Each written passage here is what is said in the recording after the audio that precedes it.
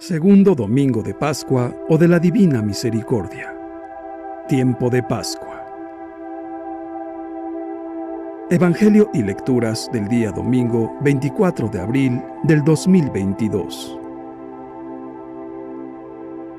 Primera lectura.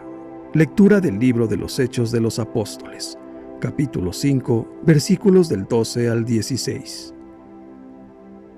En aquellos días, los apóstoles realizaban muchos signos y prodigios en medio del pueblo. Todos los creyentes solían reunirse, por común acuerdo, en el pórtico de Salomón. Los demás no se atrevían a juntárseles, aunque la gente los tenía en gran estima. El número de hombres y mujeres que creían en el Señor iba creciendo de día en día, hasta el punto de que tenían que sacar en literas y camillas a los enfermos y ponerlos en las plazas, para que, cuando Pedro pasara, al menos su sombra cayera sobre alguno de ellos.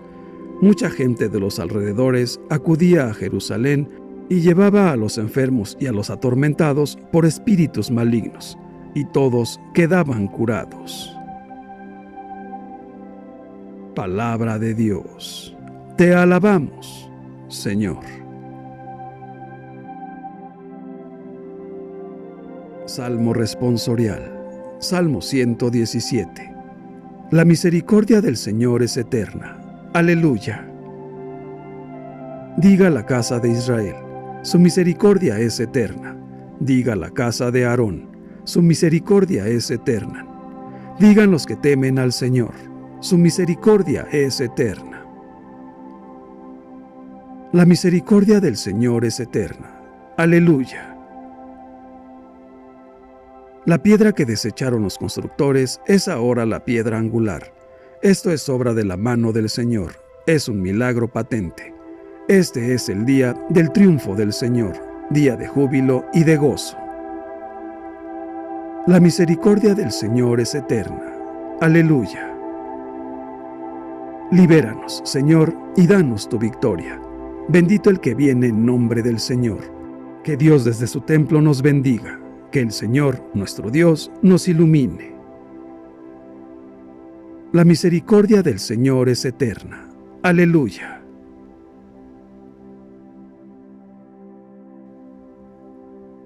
Segunda lectura. Lectura del libro del Apocalipsis del apóstol San Juan. Yo, Juan, hermano y compañero de ustedes en la tribulación, en el reino y en la perseverancia en Jesús, estaba desterrado en la isla de Patmos, por haber predicado la palabra de Dios y haber dado testimonio de Jesús. Un domingo caí en éxtasis y oí a mis espaldas una voz potente, como de trompeta, que decía: escribe en un libro lo que veas y envíalo a las 7 comunidades cristianas de Asia. Me volví para ver quién me hablaba, y al volverme vi 7 lámparas de oro, y en medio de ellas un hombre vestido de larga túnica, ceñida a la altura del pecho, con una franja de oro. Al contemplarlo, caí a sus pies como muerto, pero él, poniendo sobre mí la mano derecha, me dijo: no temas, yo soy el primero y el último, yo soy el que vive. Estuve muerto y ahora, como ves, estoy vivo por los siglos de los siglos. Yo tengo las llaves de la muerte y del más allá. Escribe lo que has visto, tanto sobre las cosas que están sucediendo, como sobre las que sucederán después. Palabra de Dios. Te alabamos, Señor.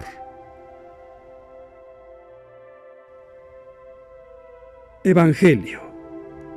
Lectura del Santo Evangelio según San Juan, capítulo 20, versículos del 19 al 31.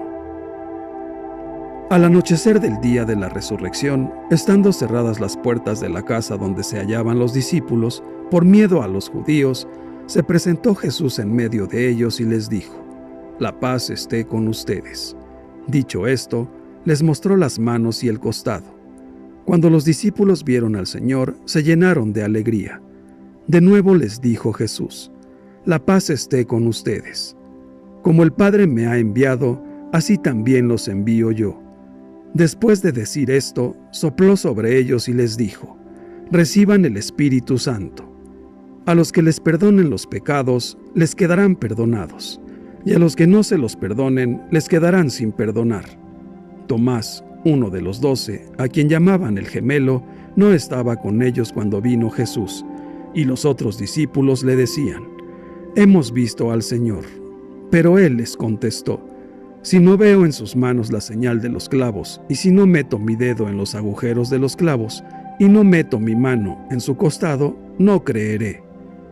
8 días después, estaban reunidos los discípulos a puerta cerrada, y Tomás estaba con ellos. Jesús se presentó de nuevo en medio de ellos y les dijo: «La paz esté con ustedes». Luego le dijo a Tomás: «Aquí están mis manos. Acerca tu dedo. Trae acá tu mano. Métela en mi costado y no sigas dudando, sino cree». Tomás le respondió: «Señor mío y Dios mío». Jesús añadió: «Tú crees porque me has visto. Dichosos los que creen sin haber visto». Otros muchos signos hizo Jesús en presencia de sus discípulos, pero no están escritos en este libro. Se escribieron estos para que ustedes crean que Jesús es el Mesías, el Hijo de Dios, y para que, creyendo, tengan vida en su nombre. Palabra del Señor. Gloria a ti, Señor Jesús.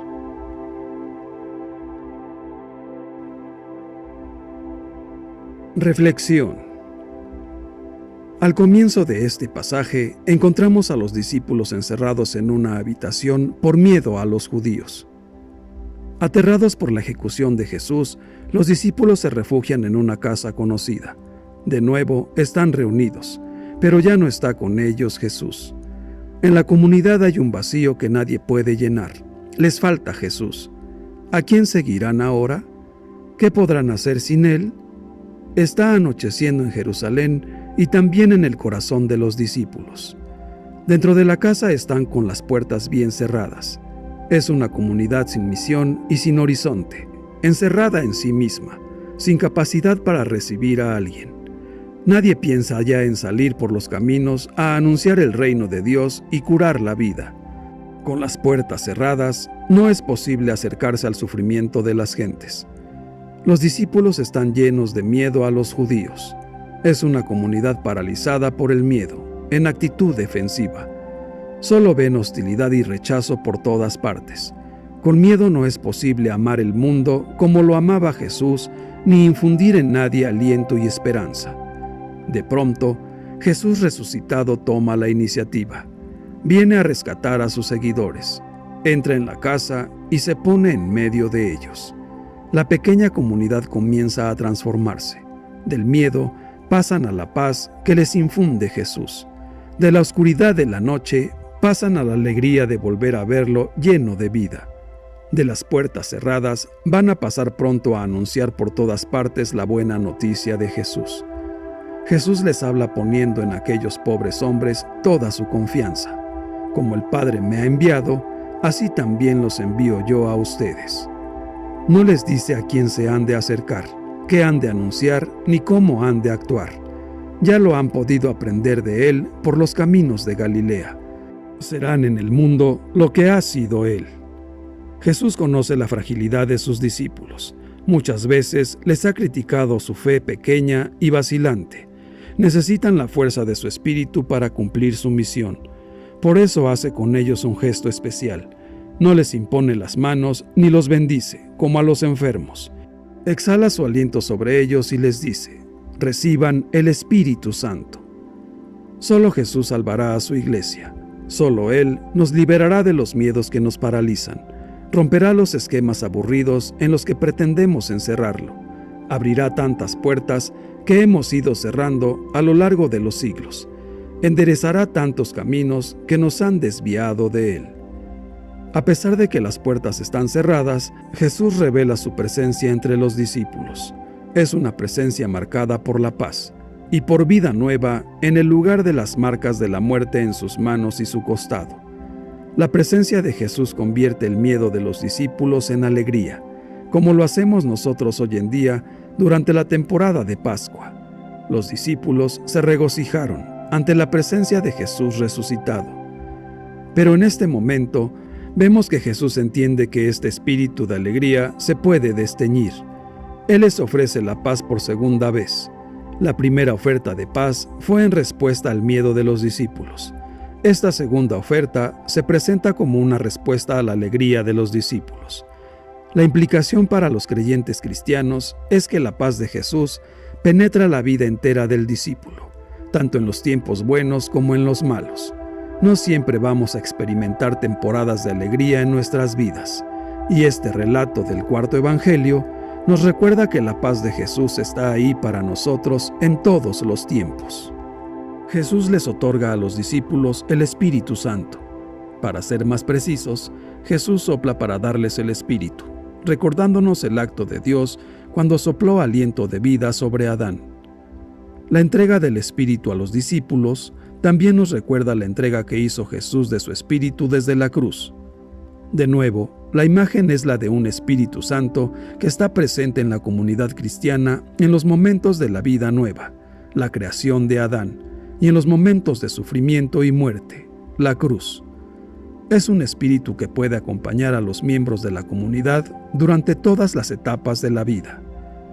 El relato de la incredulidad de Tomás es el incidente más conocido de este pasaje.